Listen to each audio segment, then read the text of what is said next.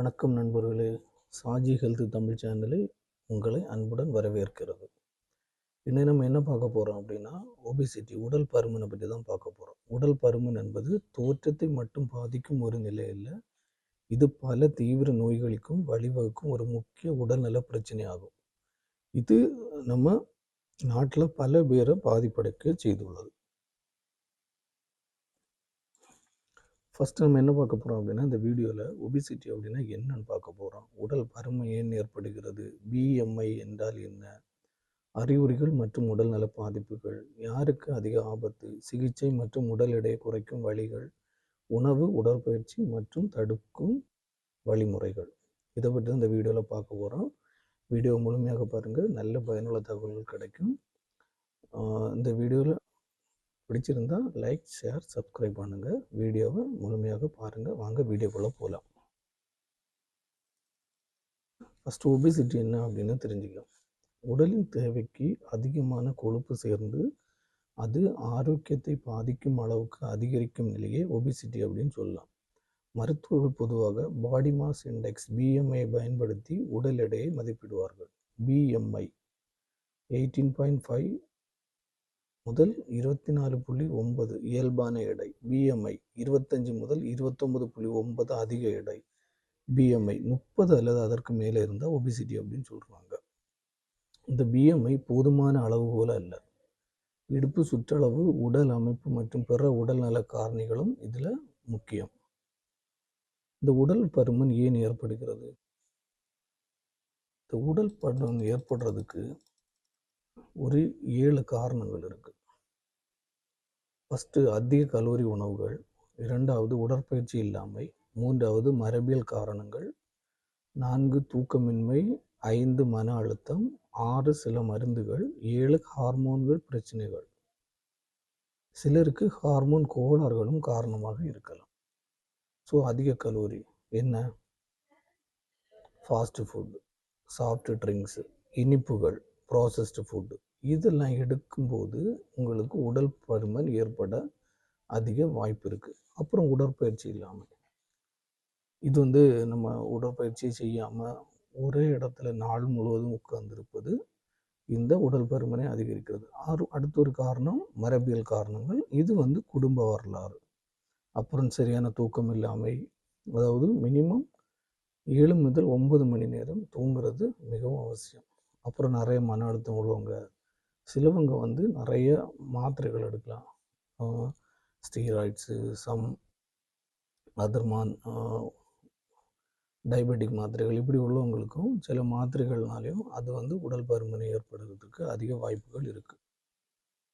இதற்கான அறிகுறிகள் பார்த்திங்க அப்படின்னா, உடல் எடை அதிகரித்தல், விரைவில் சோர்வடைதல், மூச்சு திணறுதல், மூட்டு வலி, அதிக வியர்வை, குரட்டை மற்றும் தூக்க பிரச்சனைகள், இதுதான் இதோட முக்கிய அறிகுறிகள் ஆகும். ஸோ இதெல்லாம் இருந்தாலும் இந்த உடல் பருமன் பிரச்சனைக்கு பாதிப்பு காரணமாக இருக்கலாம்.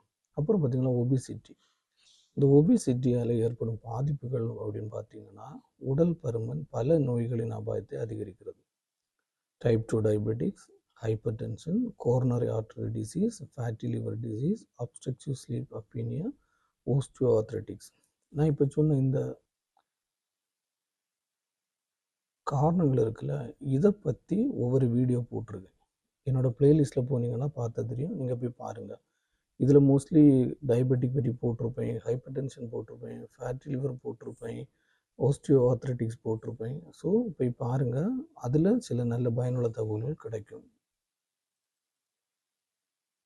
யாருக்கு அதிக ஆபத்து பார்த்தீங்க அப்படின்னா, உடற்பயிற்சி செய்யாதவர்கள், அதாவது என்ன நேரமும் உட்காந்து இருப்பது, ஒரு உடம்புக்கு ஒரு ஆக்டிவிட்டி எதுவும் இல்லாமல் இருப்பவங்களுக்கு ஆபத்து ஏற்படுது. அதிக கலோரி உணவுகள் சாப்பிட்றவங்க, அதாவது நேரம் சொன்ன மாதிரி ஜங்க் ஃபுட்டு, அந்த மாதிரி உணவுகளை சாப்பிட்றவங்க, குடும்ப வரலாறு உள்ளவர்கள், தூக்கம் குறைவாக இருப்பவர்கள், மன அழுத்தம் அதிகம் உள்ளவர்கள், இவங்களுக்கெல்லாம் அதிகமாக பாதிப்புகளை ஏற்படுத்தும் இந்த உடல் பருமன், அதாவது ஒபிசிட்டி.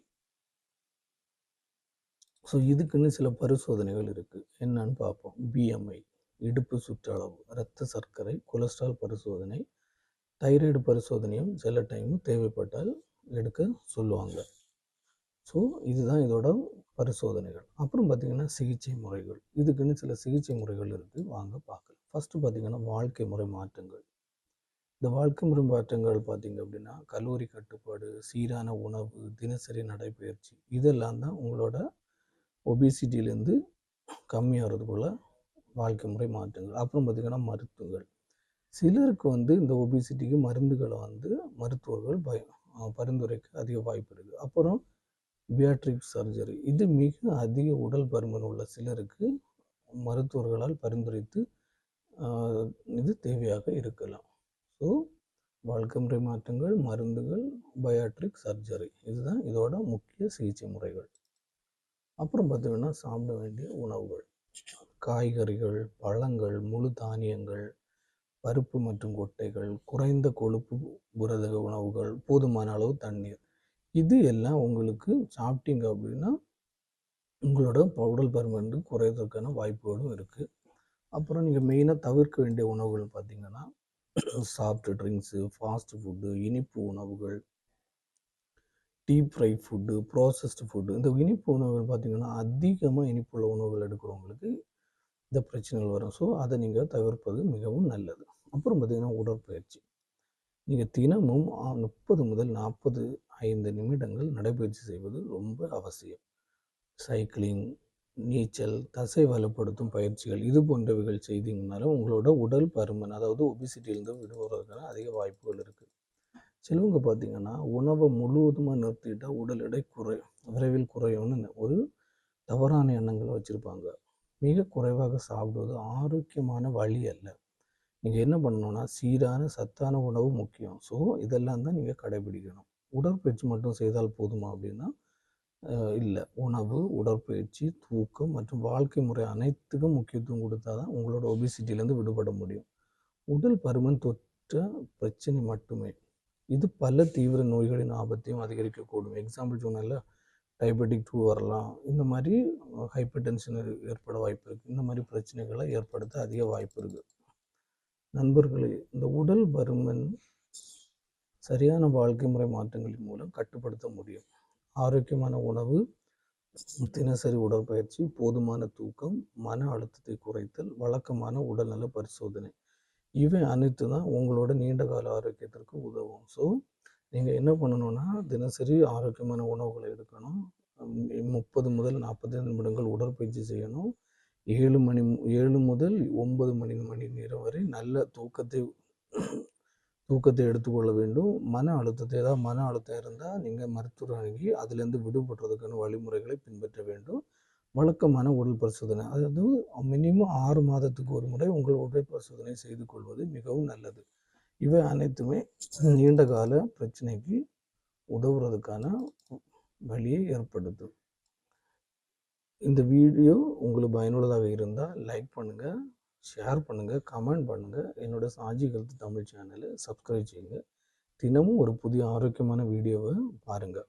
உடல் எடையை கட்டுப்படுத்துங்கள், ஆரோக்கியமான வாழ்க்கையை தேர்வு செய்யுங்கள். என்னோடய ப்ளேலிஸ்ட்டில் ஒன் டே ஒன் டிசீஸ் அப்படின்னு ஒரு ப்ளேலிஸ்ட் இருக்கும். அதில் போய் நீங்கள் நோய்களுக்கான நல்ல விளக்கங்கள் இருக்கும். உங்களுக்கு விழிப்புணர்வுக்கு பயனுள்ளதாக இருக்கும். போய் பாருங்கள். பார்த்து பிடித்திருந்தால் லைக் பண்ணுங்கள், சப்ஸ்கிரைப் பண்ணுங்கள். மீண்டும் நாளை நல்ல ஒரு தகவலுடன் உங்களை சந்திக்கிறேன். நன்றி.